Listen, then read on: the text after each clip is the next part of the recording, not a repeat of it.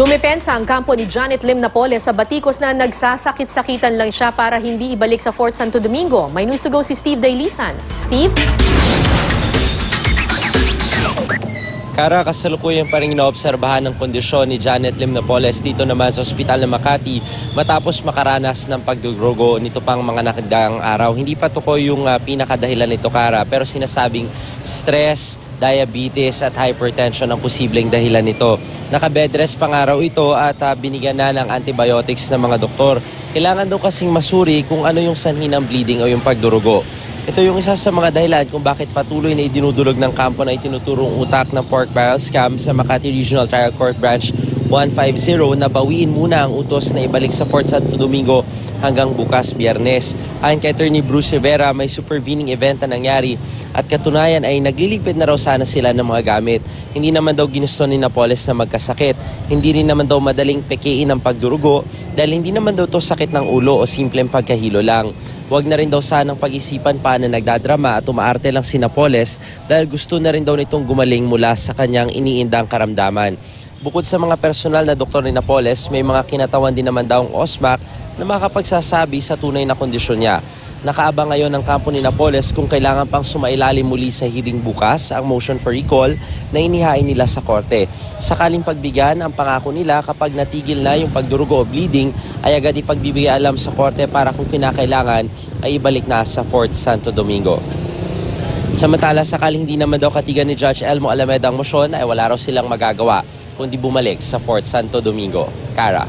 Steve, ano ang sabi ng mga doktor dyan sa ospital ng Makati? Itong kalagayan ni Janet Lim Napoles ngayon, talaga bang kailangan pa siyang nakakonfine dyan? Or pwede naman siyang outpatient na mag-check up every now and then? Or may pwede bang ilagay na facility or anumang equipment doon sa Fort Santo Domingo para magkaroon naman ng pagbuti yung kanyang kalusugan? Ang binabanggit nila kasi sa atin, Kara, hindi raw pwedeng kumilos itong si Janet Lim Napoles maliban dun sa pinapayo nila na bed rest.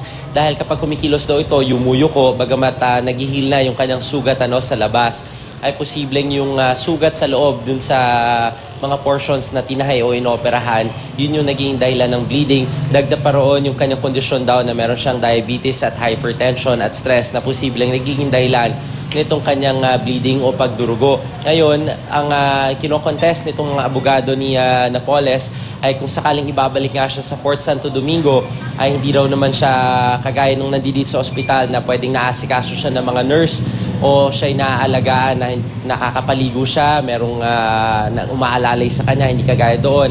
Nagagamit siya ng tabo sa Fort Santo Domingo dahil wala naman daw pasilidad. Pero liban dyan, Kara, ang binabanggit nila, kinakailangan daw kasi ng mga subsequent test na mangangailangan ng aparato gaya halimbawa ng ultrasound na wala naman daw sa Fort Santo Domingo. Kaya yun ang hiniling nila na ma-extend pa itong kondisyon ni Napoles. Yun nga lang, dahil nagkaroon ng bleeding o pagdurugo, kinakailangan pa raw obserbahan. Yan yung rekomendasyon ng ilan sa kanyang mga doktor dito sa ospital ng Makati, Kara. Steve, may mungkahi yung kampo ni Ben Herluy at iba pang mga kampo na magpa-second opinion or kumuha pa ng opinion ng ibang mga doktor.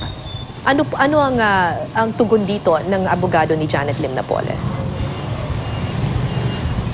Ayon kay Attorney Bruce Rivera, handa naman daw sila. Katunayan, yung resulta ng bleeding o yung pagdurugo, hindi lang naman daw yung mga doktor ni Napoles na si Dr. Elsie Pascua yung nagsabi dahil may mga kinatawan din naman daw yung ospital ng Makati na makapagpapatunay na nagkakaroon nga ng bleeding itong si Napoles. Kaya nga gusto nilang i-dispel yung konsepto, yung ideya ng iba na baka mamaya nagsasakit-sakitan na lamang siya. Kaya handa raw naman sila na dun sa second opinion na binabanggit mo para lang mapatunayan na nagkakaroon nga ng bleeding at kinakailangan daw obserbahan itong si Napoles. Kara. Maraming salamat sa iyo, Steve Dailisan.